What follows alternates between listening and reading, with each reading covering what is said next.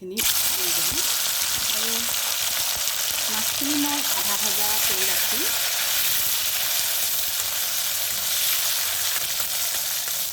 নমস্কাৰ, আপোনালোক সকলোকে মোৰ চেনেললৈ স্বাগতম জনালোঁ। প্ৰথমে মই আপোনালোকৰ সুখ আৰু সুস্বাস্থ্যৰ কামনা কৰিলোঁ।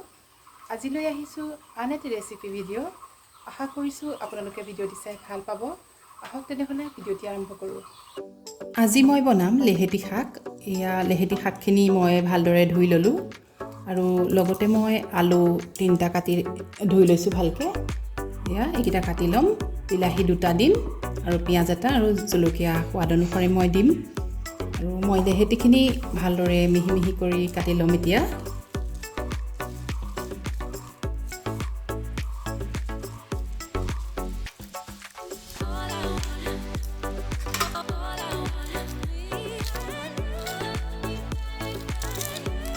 এনেকৈ মই গোটেই শাকখিনি ভালকৈ কাটি ল'ম।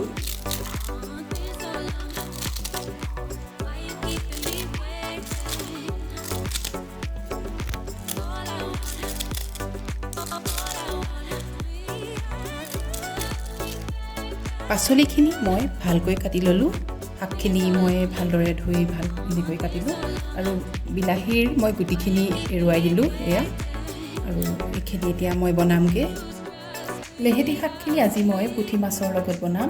মাছখিনি মই ভালদৰে বাছি ধুই ল'লোঁ আৰু ইয়াতে মই নিমখ হালধি সানি ল'ম এতিয়া। কেৰাহীখনত মই তেল গৰম কৰিলোঁ।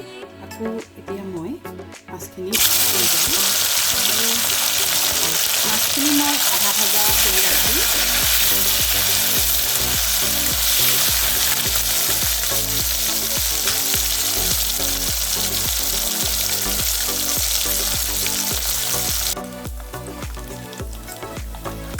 এইখিনি মাছ ভজা হৈ গৈছে, প্ৰথম মাছখিনি।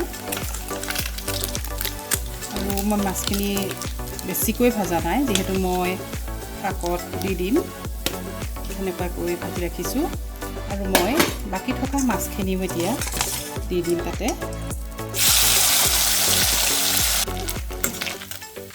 মাছখিনি ভাজি হৈ গ'ল। মই এইখিনি মাছো এতিয়া নমাই থৈ দিম।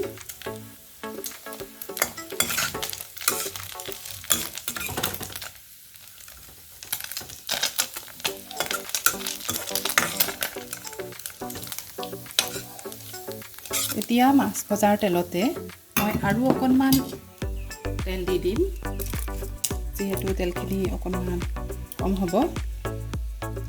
আৰু মই গৰম হ'বলৈ দিম এতিয়া।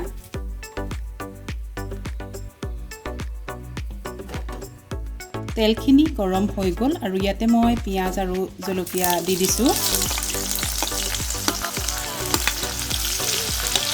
আৰু লগতে মই নিমখ হালধিও দি দিছোঁ। এইখিনি মই ব্ৰাউন কালাৰ হোৱালৈকে অকণ ভাজিম।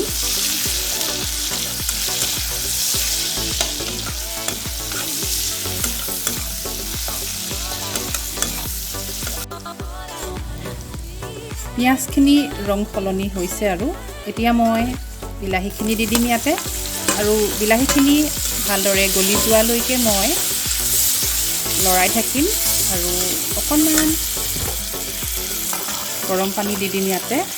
তেতিয়া বিলাহীখিনি সোনকালে সিজি যাব। আৰু মই অকণমান সময় ঢাকি পেলাই বিলাহীখিনি সিজিবলৈ দিম।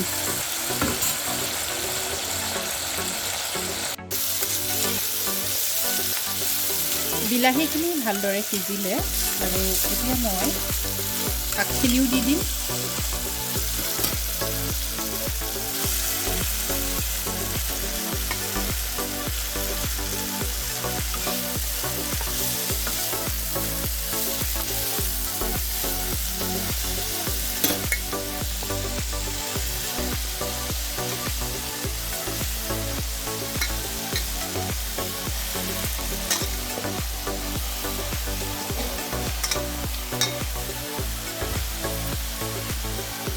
আৰু এইখিনি মই এতিয়া খুব ভালদৰে ভাজি ল'ম। অলপ সময় ভাজিব লাগিব। মই অকণমান ঢাকি পেলাই ভাজি থাকিম। জুইটো অকণমান মই মিডিয়ামত লৈ ল'লোঁ এতিয়া। আৰু মই অকণমান সময় ঢাকি পেলাই ভাজি থাকিম। শাকখিনি ভালদৰে ভাজি ল'লোঁ মই এতিয়া ভজা হৈ গৈছে ইয়াতে মই গৰম পানী এবাটি দি দিম এতিয়া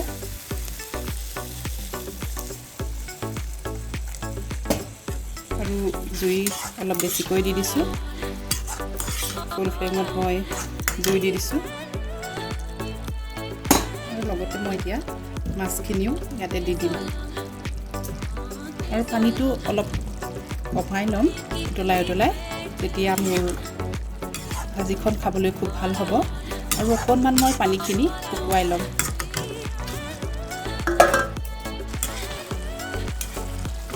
লেহেতি শাক আৰু পুঠি মাছৰ জোলখন হৈ গ'ল যিহেতু মই মাছখিনি আধা ভাজি দিছিলোঁ আৰু পানীখিনি দিয়াৰ বাবে মাছখিনিও ভালদৰে সিজি গ'ল আৰু মই কেইডোখৰমান আলু এনেদৰে ভাঙি দিছোঁ পানী আৰু মই ইয়াতকৈ বেছিকৈ শুকুৱাই নিদিওঁ কাৰণ পানীখিনি এনেকৈ থাকিলে খাবলৈও ভাল লাগিব এতিয়া মই গেছটো অফ কৰি দিলোঁ খাবলৈ ৰেডি হৈ গ'ল লেহেতি শাক আৰু পুঠি মাছৰ ভাজিখন হৈ গ'ল খুব ভাল লাগে এনেদৰে খাই যিসকলে বনাই খোৱা নাই পুঠি মাছৰ লগত লেহেতি শাক এবাৰ বনাই খাই চাবচোন আজিৰ ভিডিঅ'টি চাই যদি আপোনালোকৰ ভাল লাগিছে তেনেহ'লে এটা লাইক কৰি দিব এটা কমেণ্ট আৰু ভিডিঅ'টো শ্বেয়াৰ কৰি দিব বুলি মই আশা ৰাখিলোঁ আপোনালোকৰ কমেণ্টে মোক যথেষ্ট অনুপ্ৰাণিত কৰিব আৰু মোৰ চেনেলটো ছাবস্ক্ৰাইব কৰি দিব বুলি মই আশা ৰাখিলোঁ পুনৰ আন এটা ভিডিঅ'লৈ মই নিলেখে আপোনালোকৰ মাজলৈ আকৌ আহিম শেষত সকলো দৰ্শকলৈ আন্তৰিক ধন্যবাদ জনালোঁ মোৰ ভিডিঅ'টি চোৱাৰ বাবে